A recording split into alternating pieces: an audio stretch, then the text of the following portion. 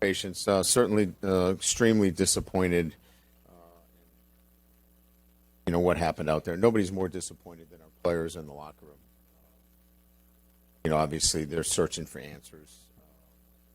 I've got to be able to provide them for them. But like I said, nobody's more disappointed than our football team. And, the performance in the second half was certainly the most disappointing part of this game in itself. So don't have much to add other than what we saw. So I'll open it up to questions.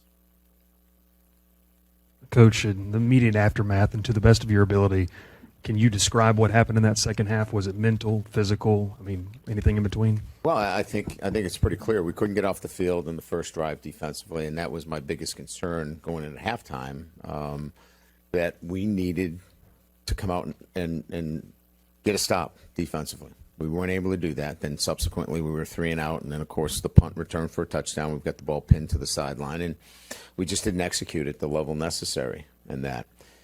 And I think that was a big, back-to-back touchdowns right out of the gates. And then just the inability offensively to get into any kind of rhythm offensively, which has been, off and on for us, virtually the entire year. And then another no stop on defense. So, I've talked a lot about not being able to play complementary football, but we complemented ourselves offensively and defense by not playing to the level that we need to. And look, it wasn't that those kids didn't play hard. We did not play to the level and do the things necessary to be successful on the things that I just mentioned. That entire drive, the ball got outside the defense. We weren't aware of a screen. We didn't show enough awareness in that situation. The quarterback got us in some situations where there were some pass rush issues. And then offensively, you guys watched the second half too. We struggled a little bit with protection. And we were not effective enough offensively to sustain any kind of rhythm. And so all three phases early on put us in that situation. If the guys are indeed playing hard as you say and believe, then what do you think is sort of missing with this team at the moment in terms of the execution piece of things? Yeah, I mean, all of those things are the ones that I'm going to have to figure out for our football team. Because if guys are playing hard, and I know they were, and they prepared their tails off this week, and that's not happening, that's a football issue. And the football buck stops with me. And I have to take a good hard look at what we're doing, how we're doing it, both from a personnel standpoint and from a coaching standpoint. Coach, not to get caught up in the moment, but a game like this will have big picture questions. A lot of your fan base is very upset. What would you tell them right now? And can you come back from this year and altogether? Oh, yeah. I mean, look, this is an extremely disappointing night. Right? And the fan base, our fans are disappointed, like any fan base would be, whether I'm here at LSU or any other school. The head coach, it stops with the head coach. And so that responsibility falls with me. But this is a proud tradition, LSU. They have a proud football team, and the guys that represent us. And like I said, those guys, I was with them. They prepared their tails off this week. They expected to win. They did that by their actions in the first half. It didn't show itself in the second half, so I have to look at the reasons why. So my focus really, Jacques, will be much more on inside out than outside in. And I get it. There should be noise. You should be disappointed. I'm disappointed. But I have to really focus my time inside out the program so we can make sure this never happens again. Brian, in the back here, is there one or two things that's critical right now that you guys have to hone in on, figure out, and focus? And it may not even be football related, right? To keep this thing moving the way you guys want it to be. Oh no, I think everything's football related, Michael. I think everything. This is about how you get your football team to play better. So I have to evaluate everything. From top down, everything we do and how we do it. and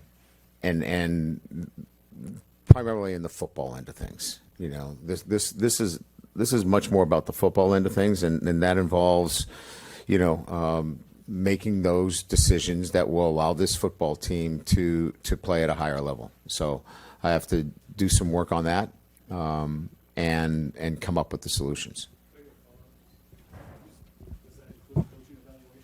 Of course. I mean, you're going to evaluate everything. You know, I mean, I think you have to look at everything, everything that we do offensively, everything that is being done defensively. Special teams was atrocious. All of those things fall on me. So when it comes to the football, that's what I have to fix, and we have to do that immediately. You talked about the offensive ongoing woes, but defensively, the last, I don't know, 3 or 4 games, I mean, when did this team forget how to tackle, I guess, for a better word? I wish I had a simple answer for you. I really do. You know, setting edges is a fundamental principle of good defense, right? Tackling is a fundamental principle. Recognition and awareness of screen game is a fundamental principle. Those things were not present. And so that's where I have to really dig deep and figure out, because I am not here for 1 second to blame this football team, these players. They played hard. I have to figure out how to get them in a position where they can succeed, and that's my job. Yeah, Coach, it really looked like in that first half, Harlem Berry was on his way to a pretty breakout performance. Is there any explanation as to why he only got 1 touch in the second half? Can you just explain that a little bit? Yeah, we got behind real quick, you know, and it changed the complexion of the game from that standpoint. So, yeah, I think if we had, you know, come up with a stop or, you know, didn't have the punt return, I think you would have saw more balance, you know, from that perspective. But, you know, once there were 3 consecutive scores there, it changed the whole rhythm and balance on offense. Brian, you talked about this being an all-in year for the team, and it hasn't really gone that way. What level of concern do you have for yourself with the faith the program should have for you? I mean, that's out of my hands. You know, it's impossible for the head coach that's been here, you know, for 4 years and 35 years of doing this, to think anything else but this is my responsibility, and we've got to get it turned around. And that's not my decision in terms of whether I'm here or not, but that's what I will do as a head coach that's been doing it for over 3 decades. When things are not going well from a football standpoint, the head football coach has to be agile enough and able to make those changes and find out what we need to do to get our football team to play better. Garrett exited the game with about 6 minutes left. What was the thought process in taking him out, and what's your reaction to his disappointment then on the sideline after that? Well, I would have been disappointed too. If you took me out of the game at that situation, I would have been disappointed. But it was a bigger picture. We were struggling protection.